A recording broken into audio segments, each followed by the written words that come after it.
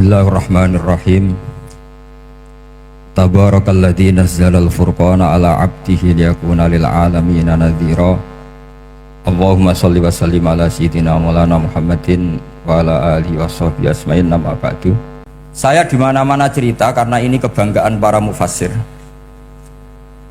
Ketika Jubair bin Mut'im bin Adi menceritakan bapaknya yaitu Mut'im bin Adi, beliau adalah orang yang sangat pintar sekali sehingga didelegasikan oleh kafir Quraisy untuk jadi negosiator di Asra Badrin. Jadi perang Badar itu kan ada Asra Badrin, orang-orang kafir yang ditawar Islam.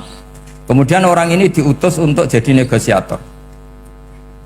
Singkat cerita pas datang ke Madinah, pas Rasulullah SAW baca surat Wattur wa kitabim mastur fi raqim mansur sampai ayat am khuliqu min ghairi syai'in am humul khaliqun sampai ayat am khalaqus samawati wal ard. Di ayat itu Allah menceritakan kalau Tuhan-Tuhan yang kamu anggap Tuhan itu sebagai Tuhan, misalnya Lata, Uzza, Manat, gak apa-apa kata Allah. Tapi kata Allah, saya minta bukti prestasi mereka apa kalau sebagai Tuhan itu. Apakah pernah ikut menciptakan langit bumi? Atau kalau nggak bisa menciptakan urun, kata Allah, urun semen sak-sak, kata Allah, sementing urun. Sehingga logika lalu terbangun, prestasinya apa Tuhan-Tuhan yang kami tuhankan itu? Kata Allah, Qul ara'aitum ma tad'una min dunillah aruni madza khalaqu minal ardi am lahum syirkun fis samawat. Kalau mereka Tuhan, tunjukkan prestasinya ke saya, kata Allah. Apakah mereka terlibat dalam penciptaan langit dan bumi? Atau kalau nggak bisa menciptakan 100%, kata Allah, setidaknya urun. Ya tadi urun semen, amlahum syirkun fisamawat, syirkun maknanya urunan. Lalu ketuhanan berhala, Uzza dan sebagainya batal karena ayat ini. Orang kafir berpikir, wah ini tidak Tuhan karena nggak punya prestasi apa-apa. Lalu mereka secara ekstrim malah berpikir ateisme, tidak mengakui adanya Tuhan. Kalau nggak diakui adanya Tuhan, berarti alam raya ini dimulai dari ketiadaan. Logikanya berarti begini, hadhil maujudat khalaqahal adam. Langit yang karuan wujud, bumi yang karuan wujud, hewan-hewan yang karuan wujud, matahari, rembulan, lautan semuanya wujud. Kemudian semua maujudat ini dirumuskan khalaqahal adam, diciptakan oleh ketiadaan. Pertanyaannya adalah mahuwal junun asyaddu min hada, kegilaan apa yang lebih parah ketimbang ini? Karena sesuatu yang mewujud dimulai dari sesuatu yang tidak wujud. Berarti sama dengan mengatakan hadhil maujudat khalaqahal adam. Semua yang enggak ada ini diciptakan oleh sesuatu yang enggak ada. Jadi semua yang ada diciptakan oleh sesuatu yang enggak ada. Maka Quran ketika ngendikan am khuliqu min ghairi syai'in, apakah kalian semua atau mereka semua diciptakan min ghairi syai'in, min ghairi khaliqin maujudin. Saya ngecek di beberapa tafsir, termasuk bukan kitab tafsir tapi maknanya sama seperti di Ihya. Masa alam raya seindah ini, seeksistensi ini, senyata ini kemudian diciptakan oleh sesuatu yang tidak ada. Mereka akhirnya mikir, ya harus diciptakan oleh sesuatu yang ada. Nah, karena sesuatu yang ada ini posisi pencipta, maka harus berstatus super. Nah, super ini oleh ulama dibahasakan wajibil wujud. Maka zat yang menciptakan ini namanya zat sing wajibil wujud. Lalu wajibil wujud ini oleh Islam disebut Allah Subhanahu wa ta'ala. Kayak apa fasihnya Quran bikin logika? Atau orang yang jadi Tuhan itu yang mengklaim sebagai Tuhan? Itu juga mungkin, yang penting mewujud. Siapa itu? Fir'aun. Fir'aun itu mengaku sebagai Tuhan. Dia sudah sah dari segi dia wujud. Namanya orang wujud punya eksistensi, mungkin berkreasi. Saya ulang lagi, namanya orang wujud punya eksistensi, tentu mungkin berkreasi. Tapi pertanyaannya begini, ketika Musa tanya, pertama ditanya Musa, lalu kamu kalau menyembah selain saya, nyembah siapa? Kata Musa, Rabbul Alamin. Siapa Rabbul Alamin? Rabbus samawati wal ardi, yang menuhani langit bumi. Terus kata Fir'aun, tidak jawab, manggil Haman. Haman, kamu kan arsitektur, coba ibnili sorhal ali abluhul asbab. Ya Haman ibnili sorhal ali abluhul asbab. Bangunkan piramida yang tinggi la'ali attali'u ila ilahi Musa, saya ingin melihat Tuhannya Musa. Lalu kemungkinan Tuhan di bumi, kata Fir'aun, ma'alimtu lakum min ilahin ghairi, kemana-mana saya melihat yang jadi Tuhan saya. Musa ngerti kalau Fir'aun ini pekok cara bahasa Jawa itu menerangkan sifatnya Allah itu dengan sifat yang sederhana, tapi justru dengan sederhana ini Fir'aun tidak bisa jawab. Terus Nabi Musa ganti argumentasi, Rabbukum wa Rabbu abaikumul awalin, yang nuhani nenek moyang kamu, leluhur kamu. Itu terperangah, kagetnya bukan main Fir'aun, karena para umatnya, para punggawanya lalu berpikir kalau ini Tuhan berarti buyut-buyutnya nggak ada Tuhan, kan Tuhannya datang terlambat. Makanya Pak Jokowi kalau dituduh PKI gak terima, saya ini lahir tahun berapa gitu, pas ada PKI itu masih 4 tahun, masa ada PKI balita? Ini enggak, ini ada Tuhan balita, Tuhan terlambat. Pertanyaannya adalah kalau Fir'aun itu Tuhan, lalu bapaknya, mbahnya, buyutnya Tuhannya siapa? Makanya ketika Allah disifati Nabi Musa, Rabbukum wa Rabbu abaikumul awalin, yang nuhani nenek moyang kamu, itu kagetnya bukan main. Dan semenjak itu banyak punggawa Fir'aun yang iman. Ini yang akhirnya nanti jadi waqala rajulun mu'minum min ali fir'auna yaktumu imana, atau yang menjadi ayat wajah rajulun min aqsal madinati yas'a. Kenapa mereka menjadi iman? Karena logika Fir'aun Tuhan itu gugur, runtuh bisori khil hujjah, dengan logika yang sangat transparan. Jadi ini perlu belajar tauhid. Jadi kalau sampean sudah kalah suara, jangan kalah logika. Kalau sudah kalah suara, kalah logika, jangan kalah tinggal mendengar saja kok tidak paham bangunnya gitu. Jadi ini sering saya utarakan, makanya banyak ulama mengatakan fasihu ibaratil Quran itu bukan sekedar notnya atau sajaknya, kalau boleh dibilang saja, tapi karena runtutan cara berpikirnya. Maka kelihatan sekali di tema-tema Quran, ketika nyifati Allah Rabbus samawati wal ardi tidak mengalahkan Fir'aun, justru dengan sifat yang ringan Rabbukum wa Rabbu abaikumul awalin bisa mengalahkan Fir'aun. Nah, kenapa sekarang orang tidak fasih baca Quran? Karena tadi perangkat itu tidak cukup. Saya berkali-kali matur, juga sering matur Mbah Mus, saya itu masih sekarang masih belajar Al-Ibris, Mbah Misbah, Marbawi, semua khazanah tafsir, baik yang bahasa Jawa, bahasa Melayu, itu masih saya pelajari. Termasuk saya pelajari lughotnya, mulai lughot yang setengah benar sampai macam-macam. Saya tadi matur sama Profesor Said Aqil Al-Munawwar, memang bacanya harus urut Said Aqil Al-Munawwar, karena sekali salah Said Aqil Sirat. Sebenarnya nggak apa-apa, ini sama-sama orang alim, cuma tidak tahu nasib di publik ini, nggak tahu saya ya, macam-macam lah gitu. Namanya orang banyak, nggak usah dijelaskan, tapi semuanya baik. Saya pernah ketemu Pak Said Aqil Sirat itu bilang gini, Gus, orang jadi wali itu sebabnya dua, mungkin kalau kayak jenengan banyak pecintanya yang doakan banyak, kalau saya banyak yang benci, wah itu ngilangi dosa gitu kan. Batinku dasar wong alim bener wah. Jadi beliau nikmati memang itu. Karena mbah-mbahnya beliau itu sama dengan mbah saya yang dari keluarga Kudus. Buyut saya itu kakaknya buyutnya Pak Said Aqil. Jadi makanya jangan pernah benci orang alim. Orang alim bulet atau kayak opo itu masih saja punya alasan. Saya itu dengar Kiai Bisri, cerita Kiai Bisri itu tidak ada yang serius. Dulu ketika ada polemik haji yang mu'alim, itu orang kumpul semua di sini. Kata Kiai Bisri, sudah nunggu Mbah Fadl. Mbah Fadl sudah di rumah, ngiranya orang itu ya Mbah Fadl rawuh dileteh. Setelah lama Mbah Fadl tidak datang. Loh Kiai Bisri, Mbah Fadl tidak datang. Lah ya di rumah. Lah mana kok tidak ada? Ya di rumahnya sendiri. Karena beliau nggak pernah bilang di rumahnya. Orang saja yang kepikiran kalau itu rumah leteh. Itu mirip seperti guyonannya Rasulullah SAW. Nabi itu kalau guyon itu tidak pernah bohong. Makanya di tiba itu disebut wayam zahu wala yaqulu illa haqqan. Nabi itu ya guyon, tapi nggak pernah bohong. Yang bohong kan khayal kamu. Masyhur itu ada orang sepuh sowan Nabi. Di kitab saya itu perempuan, tapi di beberapa kitab lelaki. Saya tidak tahu pastinya berapa. Biasanya ahli hadis mentahmilkan ta'addudul qissaten atau ta'addudul waqi'aten. Oke, kita bayangkan tuh perempuan. Ya Rasulullah, saya ini tergesa-gesa, nanti takut kemalaman. Ini orang sepuh. Jadi jangan kamu bayangkan Nabi suami wong ayu nom nanti jadi hok. Orang sepuh. Oh di sini aja, tidak usah tergesa-gesa pulang kata Rasul. Lah nanti gimana, saya jalan kaki ya Rasulullah sampai kampung saya itu nanti malam. Kata Nabi, la ahmilan naki alab nidnako. Santai saja, nanti tak pinjemin anaknya unta. Kata perempuan tadi, ma fa'altu bibni nako. Apa yang bisa saya lakukan dengan anaknya unta? Sudah, tenang saja kata Nabi. Setelah mau pulang, disiapkan unta, ya unta tua, unta layak dinaikin. Ya Rasulullah, ini kok unta tua? Katanya anaknya unta.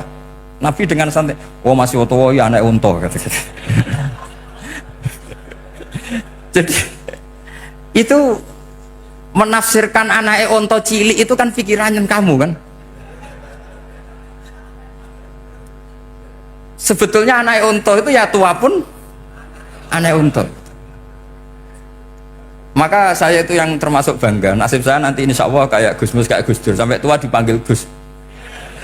Tapi saya niatnya lebih buruk, supaya nanti kalau saya salah pantas mau ngijek Gus.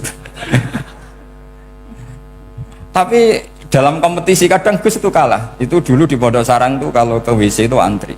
Itu yang di WC didodok.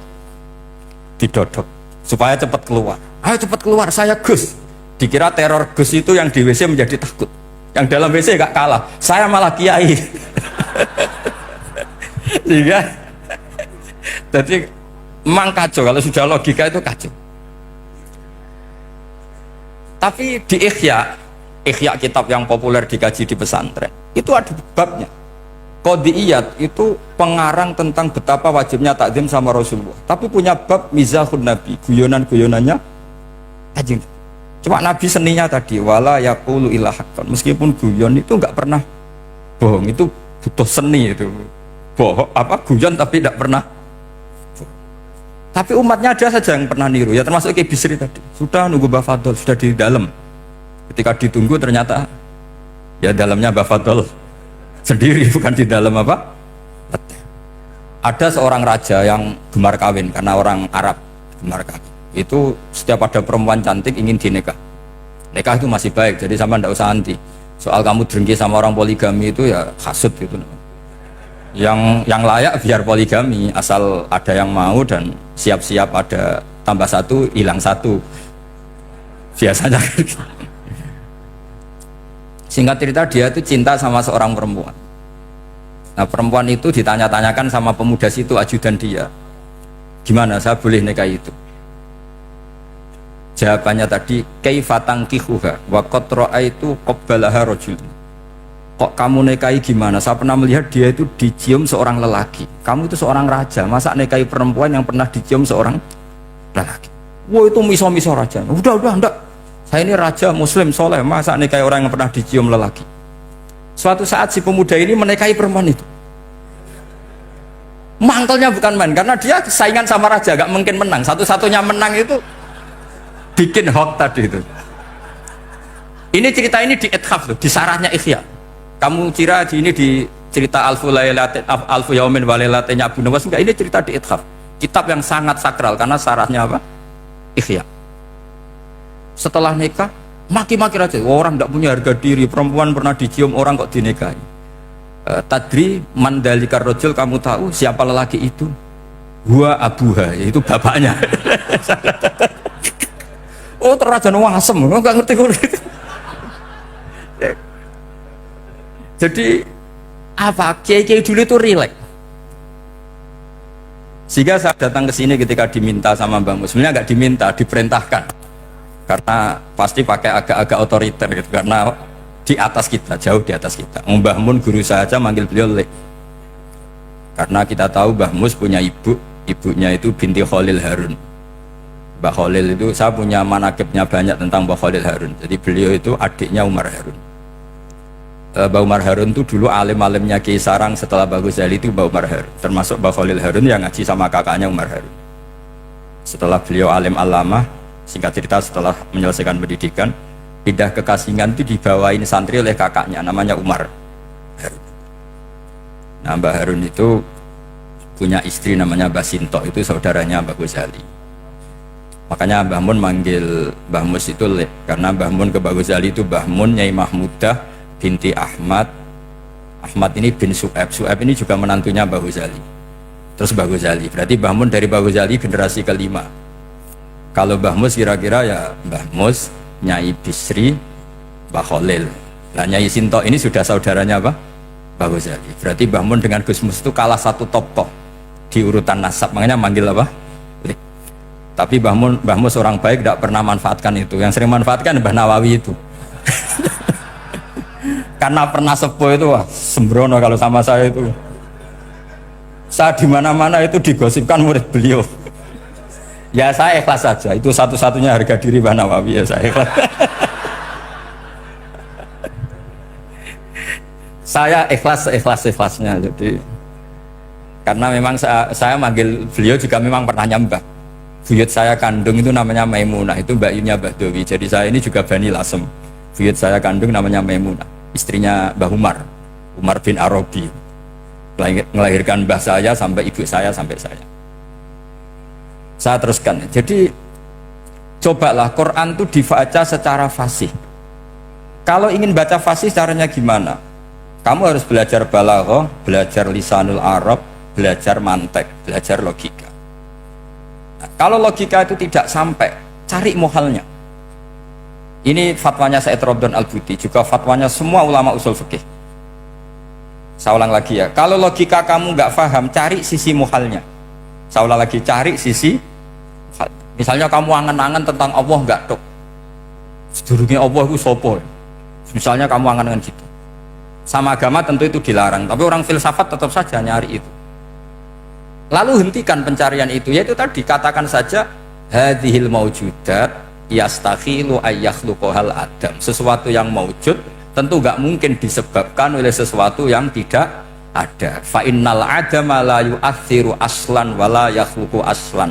Namanya sesuatu yang gak ada pasti tidak berstatus pencipta. Namanya saja gak ada. Akhirnya la buddha min ayyasbiqo hadal alam maujudun.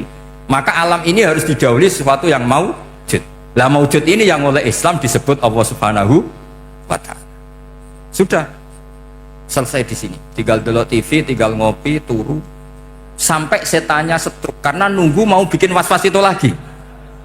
Loh saya itu termasuk kiai paling sering lihat sinetron. Kadang ya lihat Mak Lampir itu sering sekali. Sampai istri saya itu protes, Gus, dengan kata orang banyak orang alim kok senengan itu Mak Lampir. Karena setan mau menggoda saya tentang berpikir Allah. Jadi dia ngenteni. Kok malah mikir Mak Lampir itu.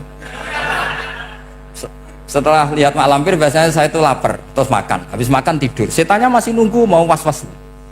Ternyata saya habis bangun ngopi lagi. Kadang lihat berita orang ditangkap KPK macam-macam. Ini penting saya utarakan supaya setan itu tidak menang. Jadi ciri utama setan itu kata Rasulullah SAW, setan ini goda umatku, hadhil jibal khalaqaha Allah, hadhil ardo khalaqaha Allah, hadhil bihar khalaqaha Allah, faman khalaqaha Allah. Itu makanya banyak orang jurusan filsafat keblinger karena tanya Allah itu siapa. Kata Rasulullah, jika sampai ini maka kamu harus berhenti. Loh, berhenti tanpa dialihkan ke yang lain kan susah. Tinggal aja lihat dulu sinetron. Ya paling gampang ya Mak Lampir, kan ada takut-takutnya sedikit. Karena kalau lihat sinetron anak-anak milenial itu kalau ada artis cantik sampai nangis. Karena istri kamu tidak seperti itu. Jadi ini trik ya. Trik supaya melihat TV tapi tidak nyesal. Makanya saya milihnya Angkring Darmo, Mak Lampir. Ya saya nggak mikir maknanya, butuhnya setan ben mangkol itu. Karena ngenteni saya mikir itu, ternyata tidak mikir itu lagi.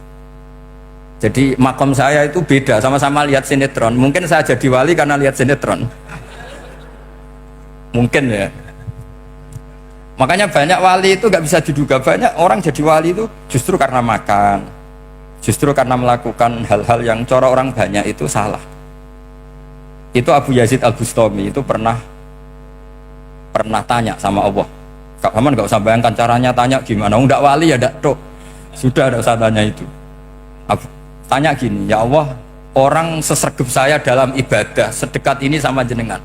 Lalu saingan saya dekat jenengan masuk surga itu siapa? Sama Allah ditunjukkan orang yang tidur, itu tidur yang ya teman kamu yang tidur di kamar. Nggak terima Bu, ya ini gimana kok bisa setingkat saya orang tidak harus tidur gitu. Yang saya ibadah terus istighfar terus. Tapi jawabannya Allah nih, wah aku ibadah terus itu mergo wedi aku. Jadi kan nganggep aku itu rodok-rodok jahat gitu. Iki tuh ratu mergo yakin aku apian, mengani ditinggal turu.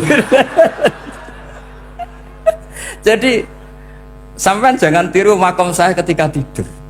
Itu punya kelas khusus.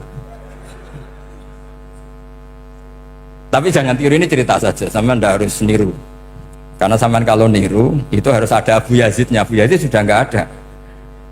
Tapi itu ilmu. Ilmu yang cocok tidak cocok harus kita kaji. Saya tadi jagungan sama beliau, sama Profesor Said Akil Al-Munawar. Beliau cerita sebetulnya sekolahan saya itu tentang usul fikih, tapi terkenal saya Profesor Tafsir.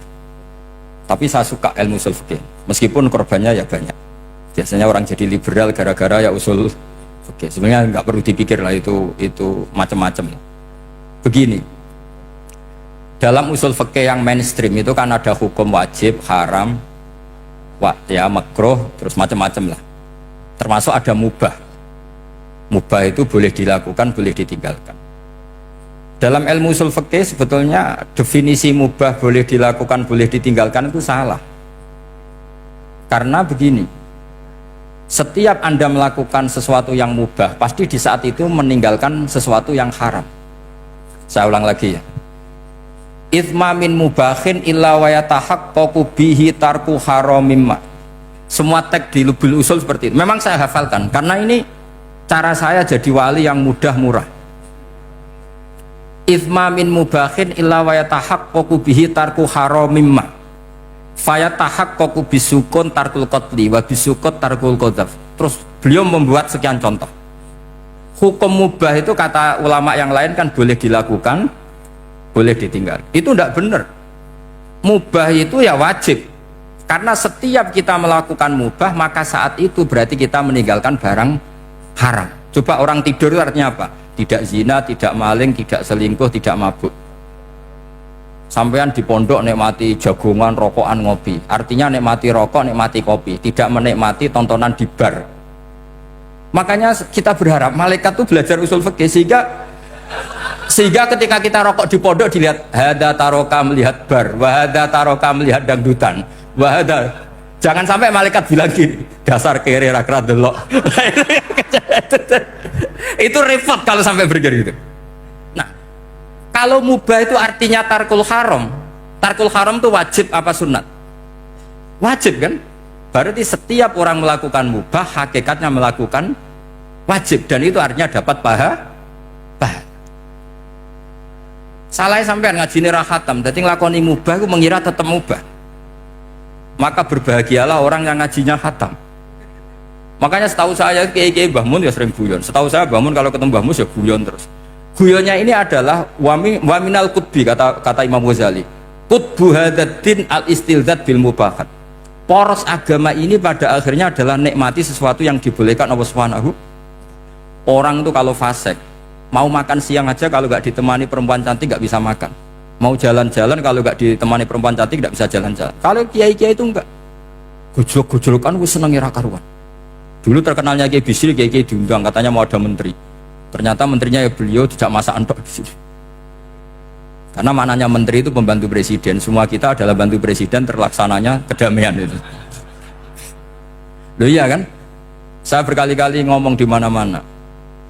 Apa artinya menteri pertanian kalau kita tidak nanam padi? Mbok pinternya kayak apa tetap nggak ada ketahanan pangan. Sekarang menjadi ketahanan pangan itu rumusnya menteri apa karena petani mau nanam padi? Itu hakikatnya membantu presiden dalam ketahanan pangan. Cuma petani lebih keren karena tidak butuh digaji. Kalau menteri ya keren tapi kurang keren karena masih dapat apa? Gaji. Agak tunggalin anak mikir untuk gaji. Nah petani ndak mikir nggak dapat gaji. Oh, itu keren. Selalu rakyat lebih keren dibanding pejabatnya. Memang gitu aturannya begitu. Aturannya begitu. Kamu saja yang kurang syukur. Jadi rakyat tuh gremeng. Enak jadi menteri. Ya sudah itu hak kamu, tapi saya tidak berpikir seperti itu. Maka saya ulang lagi ya. Kenapa saya ngomong seperti ini? Supaya tadi saya sudah bilang, saya sudah nggak menang dalam suara, harus menang dalam logika. Karena ini audisi, ini audisi. Digambar Mbah Mus, nanti yang menang siapa tidak tahu. Tadi Pak Mu'ad, sekarang saya, kemarin Gus Yobur nggak tahu saya. Nanti masuk nominasi apa nggak tahu. Begini, kalau artinya fi'lul mubah itu tarkul haram, saya ulang lagi, kalau fi'lul mubah itu artinya tarkul, maka mubah ini spesial, spesialnya. Sehingga Allah kadang ngendikan sederhana sekali, wa min ayatihi manamukum billaili wan nah. Termasuk ayatnya Allah adalah kamu ditakdir tidur malam hari maupun siang hari. Kalau kamu nggak malam hari, subuh hari, pagi hari, siang. Kenapa dihitung wa min ayatihi? Sekarang kalau ada pakar medis, pakar kesehatan bilang ini kalau kurang istirahat mati, kalau kurang istirahat jantungan. Berarti tidur adalah menghilangkan penyakit jantung. Obat paling mandi dengan orang rutin tidurnya itu masih mandi orang rutin tidurnya. Kamu beli obat harganya 1 miliar tapi nggak pernah tidur 3 hari, tetap taqabbalallahu minna minkum taqabbal ya karim. Maka yang penting itu obatnya apa tidurnya? Tidurnya yang dibantu obat. Tapi kalau obat tok gak dibantu tidur masih sakit. Berarti penting mana tidur sama obat? Karena penting tidur wa min ayatihi. Orang kayak sampean sering delok YouTube, delok gambar macam-macam. Barokah mana dengan tidur? Wong nak melek mripate delok macam-macam. Barokah tidur. Jadi tidur adalah perlawanan terhadap keinginan melakukan haraman. Saya ulang lagi, tidur itu adalah perlawanan terhadap keinginan melakukan keharaman. Jadi kalau mau tidur nyati gini, ya Allah siap tidak berangan-angan tentang maksiat terus tidur. Oh itu wa min ayatihi. Jangan kok gak di duit terus ngombe sing akeh ben iso ngantuk. Wah ini tidur yang untuk melawan kemiskinan. Supaya lupa utangnya tidur, lupa kasusnya itu udah akan jadi wali yang seperti itu. Kalau jadi wali tak gugat ya. Nah, sehingga karena mubah itu tarkul haram, Allah itu sering menghitung ibadah yang super itu halal mubah. Misalnya Allah ngendikan kulu washrobu, kamu harus makan. Sekarang gini, jaga kesehatan itu wajib enggak? Wajib. Kalau saya tidak sehat tidak bisa ngaji di sini. Apalagi Mbah Mus kalau nggak sehat ditunggu orang se-Indonesia fatwa. Dan di antara cara sehat kamu harus makan. Kalau nggak makan sakit. Lalu makan dengan posisi menyehatkan orang yang bisa fatwa, bisa mulang, bisa macam-macam. Posisi ini super apa tidak super?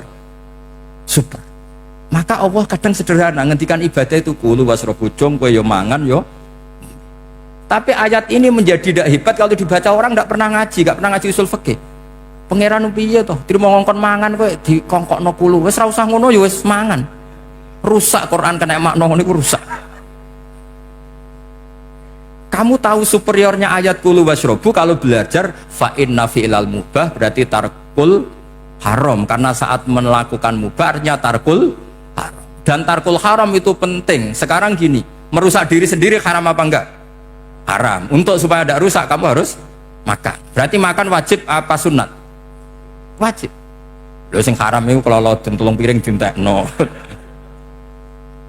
Nah, dengan cara pemaknaan seperti ini Quran akan superior. Bahkan di ayat-ayat yang kelihatannya sederhana, kulu washrobu wala tusrifu. Ketika Nabi Musa dimenangkan mengalahkan Fir'aun, itu Allah firman pertama gitu, kamu harus makan mimma razaqnakum. Cuma syaratnya wala tadghaw fihi fayakhilla alaikum ghadab. Kalau kamu berlebihan nanti dapat ghadab saya. Nah, khawatir saya kalau ilmu ini sudah hilang terus ayat-ayat yang biasa tentang kemanusiaan dikira biasa. Padahal ayat ini super. Misalnya nikah. Nikah itu oleh Allah, perempuan yang kita nikahin itu oleh Allah disebut surga. Saya punya bukti. Misalnya gini ayat ya, wala tangkihul musyrikati hatta yu'min wala amatum mu'minatun khairum min musyrikati walau a'jabatkum. Terusannya ayat wala tangkihul musyrikina hatta yu'minu wala abdu mu'minun khairum min musyriki walau a'jabakum. Terusannya ayat itu ulaika yad'una ilan nar. Para musyrikah yang ingin kamu nikahi karena mereka non muslim atau kafirah atau musyrikah itu hanya mengajak kamu masuk neraka. Maksudnya ngajak itu kan bisa saja kamu tertarik perempuan tadi sampai kompromi merubah akidah kamu. Terusannya ayat wallahu yad'u ilal jannah. Harusnya dengan perbandingan kamu jangan menikahi musyrikah. Logika perbandingannya kan wallahu yad'u ila nikahil mu'minah. Saya ulang lagi, harusnya muqabalahnya kan wawaw yat'u ila nikahil mu'minah. Allah mengajak kamu supaya menikahi mu'minah. Tapi kata mu'minah sama Allah diganti wawaw yat'u ilal jannah. Allah mengajak kamu masuk surga. Ila nikahil mu'minah. Artinya gini, setiap kamu hubungan intim sama istri kamu itu adalah menjadi kamu tidak zina. Jadi kalau kamu tidak zina, barokahnya istri kamu ini penopang kamu masuk surga. Makanya Rasulullah pernah ditanya ibadah itu apa saja. Nabi secara ringan diantara jawabannya wa fi buti ahadikum shadaqah. Sudah kamu ngumpul istri kamu itu ya ibadah. Terus kata sahabat-sahabat, ya Rasulullah ayati ahaduna syahwatahu wa walahu ajrun. Yang benar saja Rasulullah, masa urusan gitu dapat pahala gitu. Nabi jawabannya ya enteng, alai salawaduha fi haramin aka'ana ali wisrun. Kalau dia salah yang dikeloni kan ya dosa. Berarti kalau ngeloni yang benar juga pahala. Berarti istri kamu itu jannah surga. Cuma jannah yang agak aneh karena rewel itu agak aneh. Jadi itu jannah yang agak aneh. Maka supaya jannah ini tidak aneh, kata Rasulullah itu cara bersuami istri itu, kata Rasulullah halla jariyatan tula ibuka wa tula ibuka. Sebagian riwayat halla jariyatan tudhahikuha wa tudhahikuka. Kamu cari perempuan yang gampang guyon, gampang rileks. Mula abah itu rileks, mudhahaka ya rileks. Saya berkali-kali cerita, saya ini termasuk orang yang nggak pernah diskusi penting sama istri saya karena takut tegang. Biasanya kalau tegang itu yang suaminya kalah. Jadi saya itu nggak pernah diskusi penting. Saya kemarin mau ke Pasuruan ya, mau ke Peloso itu ditanya mau kemana, ya nggak tahu. Terus pulangnya kapan, ya nggak tahu. Wong kok rohan. Ya saya seneng saja. Nggak roh itu artinya kan bodoh. Orang bodoh itu nggak mukallaf, artinya nggak dosa kata saya. Jadi saya ngambil hikmahnya saja. Ada takut, ditakoi kok jawabannya ora jelas. Ora jelas itu misteri. Memang dunia itu penuh misteri. Pokoknya tak itu. Pokoknya yang kira-kira itu jadi tidak penting. Rasulullah tuh kalau debat sama istrinya ya milih gitu, milih mula abah mudhahaka. Saya punya sekian cerita betapa Rasulullah tuh rileks ngadepin cemburu-cemburunan. Sayyidah Khadijah tentu orang yang super bagi Rasulullah. Sampai ketika adiknya Sayyidah Khadijah, kalau nggak salah namanya itu Halah itu, kalau datang itu Rasulullah itu menjamu karena mengingatkan suara Khadijah. Kalau muji Khadijah itu sudah langit Rasulullah. Sehingga Aisyah itu cemburu. Bagaimana anda selalu muji Khadijah? Waqad abdalakallahu khairan minha. Allah mengganti yang lebih cantik ketimbang Khadijah dan lebih muda. Maksudnya Aisyah. Kenapa masih muji yang sudah meninggal? Tua lagi kan. Gantian Sayyidah Fatimah yang tersinggung karena ibunya ditua-tuakan. Itu ketika Fatimah cemburu, mangkelnya sama Sayyidah Aisyah. Mangkel manusiawi loh. Nggak usah kamu jadi Syiah terus benci Aisyah itu. Karena kalau kamu jadi benci Aisyah berarti kamu nganggap Aisyah itu salah. Dan itu efeknya di Rasulullah, berarti Rasulullah milih istri yang salah. Makanya kita ini madzhabnya ahli sunnah. Abu Bakar tidak mal'un. Kenapa tidak mal'un? Kalau kamu bilang Abu Bakar mal'un berarti Rasulullah salah pilih teman. Umar tidak mal'un karena Rasulullah pasti milih teman yang benar. Begitu juga milih istri yang benar. Dalilnya tidak usah jauh-jauh. At-thayyibatu lit-thayyibi. At-yabut thayyib tentu Rasulullah. Berarti istrinya pasti thayyibah. Jadi madhab ahli sunnah dalam madhab sing jelas-jelas min baini farthi wa damil labanan khalisan sa'iwal lisyari. Jadi kalau kamu cari logika gampang saja. Nabi itu thayyib, bahkan at-yabut thayyib. Padahal kata Allah at-thayyibatu lit-thayyibin. Ya jelas ya. Jadi ini tidak usah dimasukkan hati tentang konfliknya Aisyah dan Fatimah, itu biasa saja. Yang satu bela ibunya, yang satu bela dirinya. Sebenarnya Aisyah itu nggak niat ngeritik Khadijah, ingin diperhatikan Rasulullah saja. Terus ketika Sayyidah Fatimah matur ya Rasulullah, saya supaya ngalahkan Aisyah itu gimana? Karena ibu saya sudah meninggal, ya memang cantik dia, muda dia, dan tahu betul orang kalau Nabi itu sangat mencintai Aisyah. Kata Rasulullah, bilang gini saja, tetap hebat ibu saya, karena ibu saya dapat Rasulullah rondo untuk Joko. Kowe ayu kaya apa iku untuk dudo. Jadi rileks saja Rasulullah. Akhirnya ya semenjak itu nggak ngeritik lagi. Bahaya ini kalau ngeritik. Khadijah itu kan sudah umur 40 tahun, janda dapat Joko. Aisyah perawan untuk dudo. Keren mana? Keren Khadijah. Jadi tidak semua masalah itu Nabi itu menyelesaikan cara ekstrim. Nabi itu biasa mula apa? Santai rileks. Nah, kalau para mbak-mbak ini ingin jadi surga yang enggak aneh, syaratnya jangan rewel, karena di surga itu enggak boleh ada orang rewel. Tapi kalau enggak rewel sementara suami kamu enggak bener, ini namanya goblok. Maka kata Mbak Mun kalau mijazahi santri-santrinya, cung bojomu kudu rewel, enggak ngono fakir kata Mbak Mun. Tapi santri yang di belakang gremeng, iya bah nak fakir, nak jantungan mati. Makanya sering itu.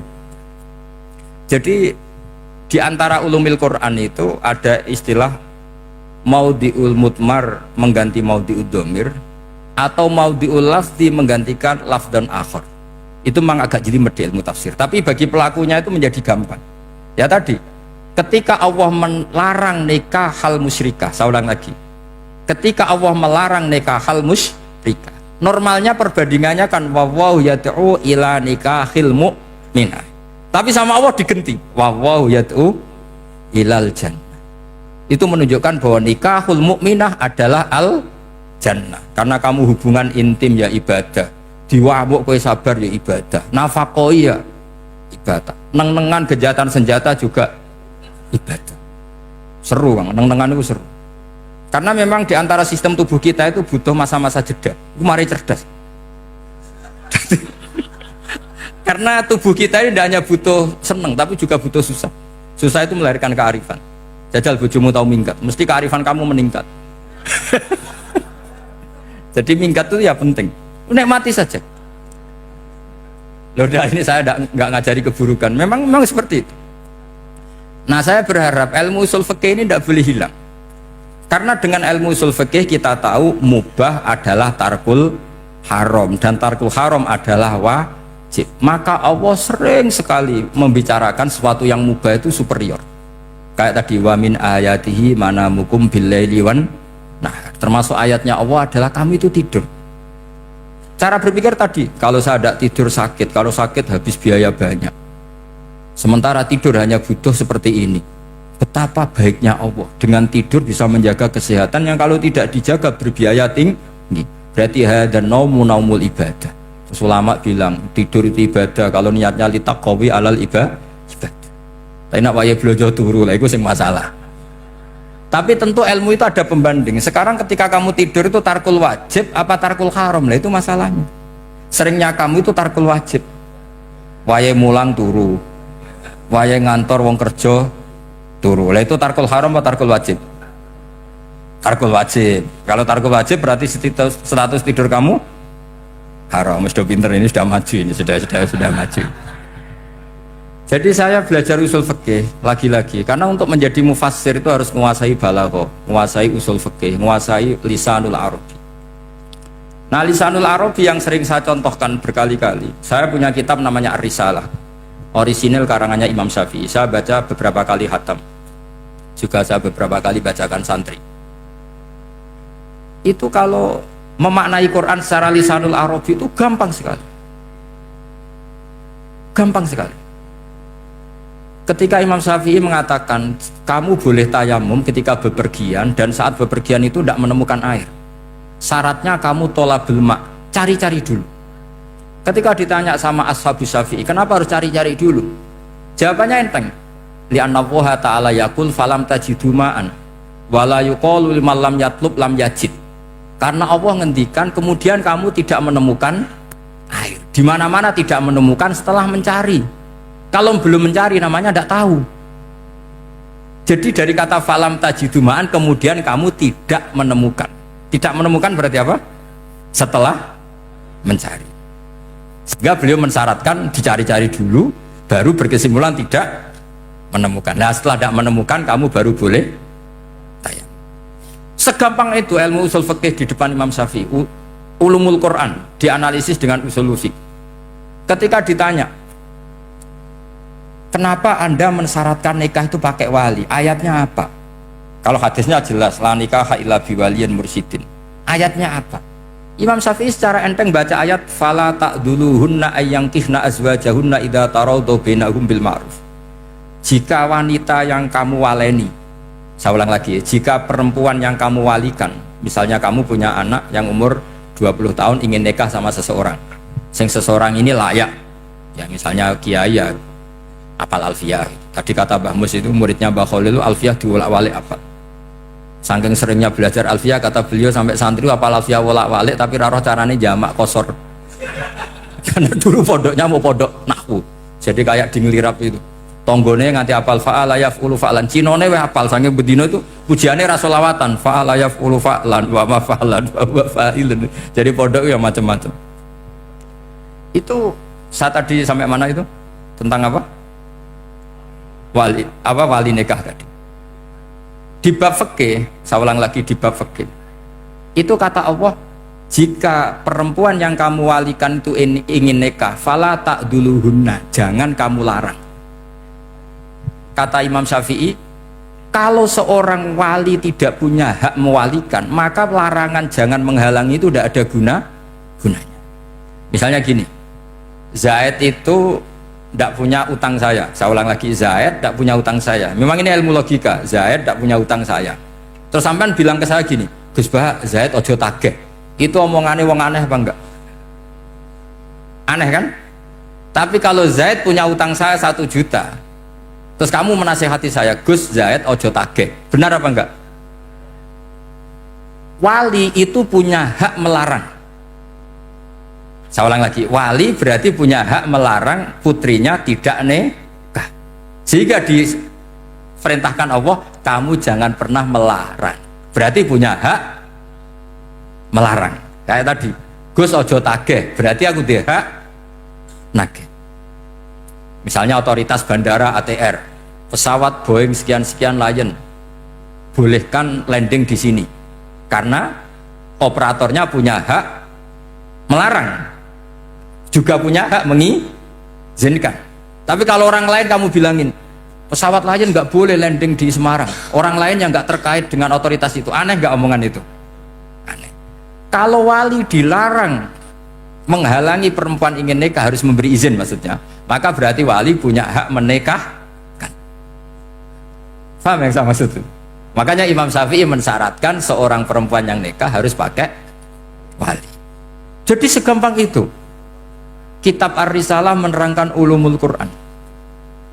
Dan dalam banyak hal ulama dulu tuh, makanya saya tadi berjanji, karena Quran itu bisa kamu baca fase, kamu dengerin suara enak ya enak, kamu dengerin logika yang enak ya enak. Jangan sampai kamu udah dua-duanya. Suaranya sudah ada enak, logikanya tidak enak, itu kacau namanya.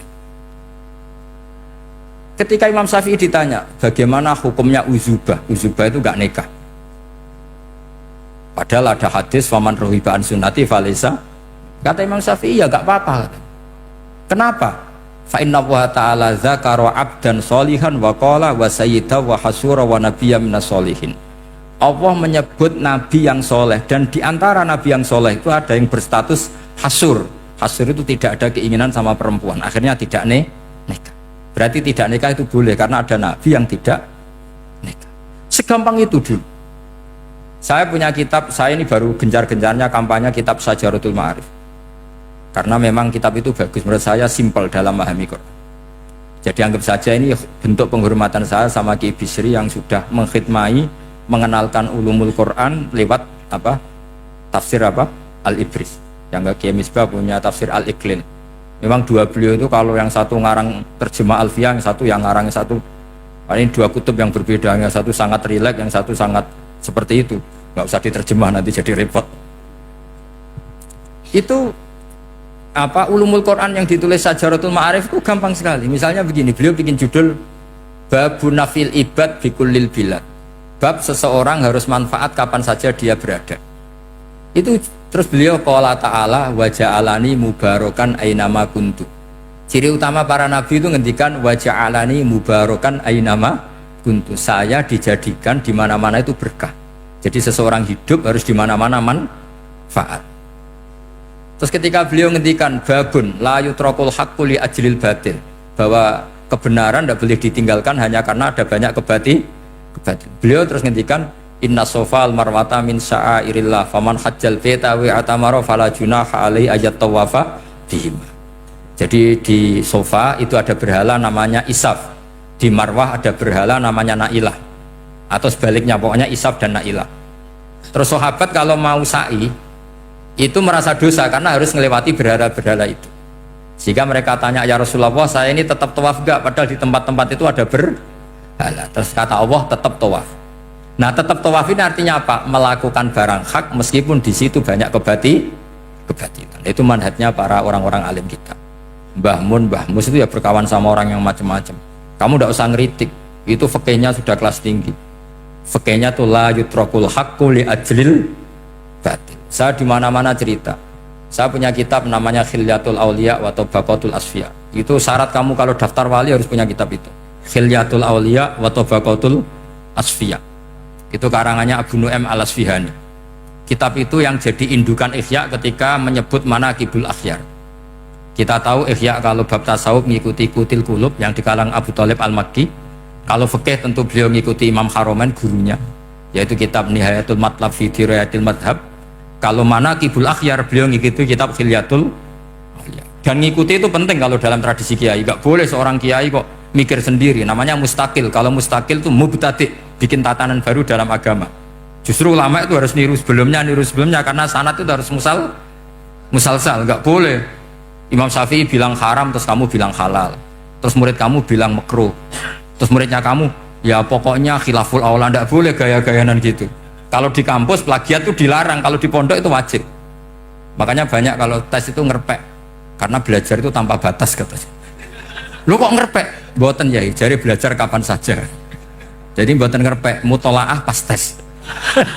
Jadi kacau tuh santri itu. Mutolaah tapi pas apa? Tes. Itu dalam kitab Khilyatul Auliya diterangkan.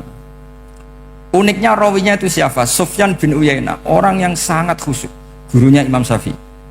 Kita tahu Imam Syafi'i punya guru zaman di Mekah itu namanya Muslim bin Khalid Az-Zanji. Dalam hadis ngikuti Sufyan As-Sawri sama Ibnu Uyainah. Tapi beliau intisabnya lebih ke Imam Malik ketika ngaji apa? Muwatta. Terus beliau punya guru usul fikih namanya Muhammad bin Hasan Asy-Syaibani. Itu Sufyan bin Uyainah dalam kitab itu diceritakan. Pernah suatu saat Isa sama Yahya, ini supaya saya tahu fikihnya Mbah Mun, fikihnya Mbah Mus. Isa sama Yahya itu satu nabi yang sama-sama muda, yang satu angkatan. Saya berkali-kali cerita, nabi yang satu angkatan itu ada 3, tapi yang 2 ini nggak level, yaitu Ibrahim dan Lot. Tapi nggak level karena Lot itu adalah pernah keponakan siapa? Ibrahim. Musa dan Harun, tapi Harun itu nggak levelnya Musa karena dia jadi nabi berdasar proposal Nabi Musa. Jadi Nabi Musa itu alsak, agak pelat, sehingga beliau kalau menjelaskan kesulitan terus pakai jubir. Makanya kemarin-kemarin itu ada wali yang kalau ngomong pakai apa? Jubir. Akhirnya Nabi Musa ngendikan apa? Waj'alli waziran min ahli Haruna akhi usdud bihi azri wa asyrikhu fi amri. Ya Allah, saya ini lisannya agak pati fasih, tolong Harun sing huwa afsahu minni lisanan, yang lisannya lebih fasih tolong jadikan nabi. Sama Allah dituruti, Harun jadi apa? Nabi. Tapi yang dapat wahyu Musa, jadi dia hanya jubir. Makanya seangkatan tapi tidak level. Yang seangkatan level itu hanya Yahya dan Isa. Nabi Isa kita tahu berstatus wa yukallimun nasa fil mahdi wa kahla. Jadi mulai kecil sudah pinter. Nabi Yahya ya gak kalah keren. Ya Yahya khudil kitab bi quwwah wa atainal hukma sabiyah.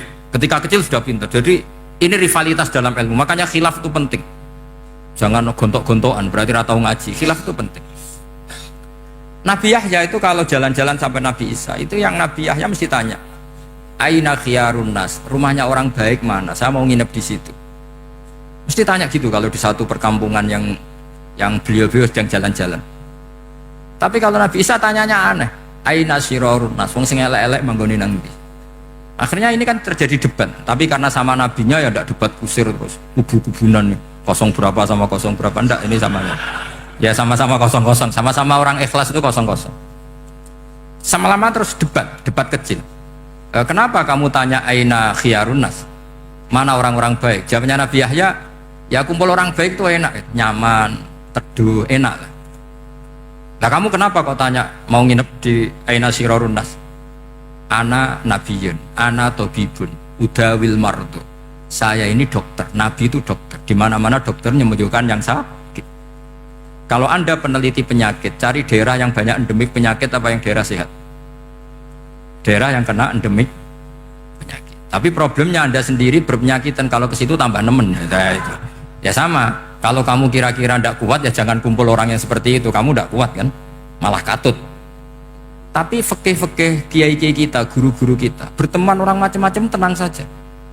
Karena mereka kekuatan kesalehannya sudah absolut, sudah kuat sekali. Ya tentu bi'aunillah wa bitaufiq. Sehingga kamu tidak usah meki para guru-guru kita. Saya pernah didhawuhi Mbah Mun. Ya Jong ya aku wis ketemu Megawati. Piye-piye Indonesia kudu damai. Engko nak tukaran ya repot. Jane yo piye aku yo kiai. Artinya beliau harus ketemu karena untuk supaya Indonesia itu damai. Beliau anggap saja makili religius, Bu Mega makili apa? Nasional. Dan Indonesia damai itu kalau ada kerjasama antara kaum nasionalis dan kaum apa? Religius. Jadi yang namanya damai itu penting sekali. Sampai Rasulullah itu pernah berdamai sama orang yang jelas-jelas kafir. Apalagi Indonesia belum sampai seperti itu. Yaitu kita tahu dalam Sulhul Hudaybiyah, Nabi berakad damai sama Suhail bin Amr. Padahal kafir. Nah, kalau kamu Qur'annya sudah seperti itu, maka Qur'an itu punya kekuatan yang luar biasa. Ketika Sayyidina Ali konflik sama Sayyidina Muawiyah, itu dirumuskan kita berdamai. Setelah kita berdamai, terus ada pertanyaan begini. Lalu orang yang sedang konflik itu nak ketemu raine, roh raine gue serasa seneng. Ning dinggon jenenge konflik ketemu raine gue serasa seneng. Oke, kita pakai mediator, kata Sayyidina Ali. Akhirnya Sayyidina Ali pakai mediator, Muawiyah pakai mediator. Terus orang Khawarij bilang, dalilnya apa mediator itu? Nggak ada Qur'annya. Itu orang Khawarij. Sama nggak usah tanya, kalau orang sekarang yang apa Gus? Wah itu mari fitnah, itu provokator berarti tanya gitu. Singkat cerita terus Sayyidina Ali itu agak marah. Karena beliau terbentuk oleh Quran. Itu spontan Sayyidina Ali baca ayat wa in khiftum shiqaqa bainihima fab'atsu hakaman min ahli wa hakaman min ahliya. Jika suami istri menghadapi konflik, di mana-mana konflik roh raine kan gak seneng. Maka yang keluarga lelaki kirim mediator, yang keluarga perempuan kirim. Terus dari Sayyidina Ali, wa ummatu Muhammad a'dhamu min amri rajulin wa imra'atin. Umatnya Muhammad lebih serius ketimbang urusan lelaki dan perempuan. Wong suami istri saja kalau konflik butuh mediator, apalagi hadhil ummah. Segampang itu mereka istidlal. Jadi mediator dalilnya mana ya? Dalilnya wa in khiftum shiqaqa bainihima fab'atsu hakaman min ahli wa hakaman min ahli. Dulu Quran itu seperti itu. Ya sekarang problemnya Quran itu tidak dikaji seperti itu, sehingga fasihul ibarat atau fasihul akli atau balaghatut ta'aqqul itu enggak ada. Makanya saya ini pengagum kitab Ibnu Hajar al-Asqalani yang nyari Bukhari. Kata Ibnu Hajar al-Asqalani, termasuk mukjizatnya Quran adalah al-iltizat al-aqli. Akal itu menjadi nyaman. Itu uniknya yang dicontohkan seperti ngaji saya malam ini. Misalnya Allah ngendikan am khuliqu min ghairi syai'in, yang namanya maujudat tentu diciptakan sesuatu yang maujud. Karena akal akan tersiksa ketika dicekoi gini, hadhil maujudat khalaqahal adam. Tersiksa enggak akal kamu sebagai orang waras dicekoi pikiran hadhil maujudat khalaqahal adam. Ini maujudat disebabkan oleh ketiadaan. Mesti kowe ra iso tuh. Barang rono kok iso gawe iku piye? Nah ini yang dimaksud dalam ilmu tasawuf ala bidzikrillah tatmainnul qulub. Jadi cara tenangnya hati itu macam-macam. Nak wong toreko wis wong kon wiridan. Nak koyo kula rada ahli akal, wis meneng. Alhamdulillah di pangeran sing wujud. Berarti hadil maujudat khalaqahal maujud. Berhubung maujud ini pencipta berstatus super. Super itu dalam agama disebut wajibul wujud atau musabbibul asbab atau kausa primamboh lah sauning-uning. Yang penting itu ora hadil maujudat khalaqahal. Makanya kata beliau, Nabi itu bukan sekedar jamal suratan, ganteng secara perawakan, secara fisik enggak, tapi juga Nabi punya jamalul akal. Akalnya itu nyaman. Yaitu kita disuruh iman dengan sesuatu yang memang kita nyaman. Seperti kita disuruh iman bahwa alam ini diciptakan oleh Allah, oleh al-mawjud yang super. Kan terus nyaman. Coba kalau kamu diajarin Islam, alam ini yakini yang menciptakan adalah ketiadaan.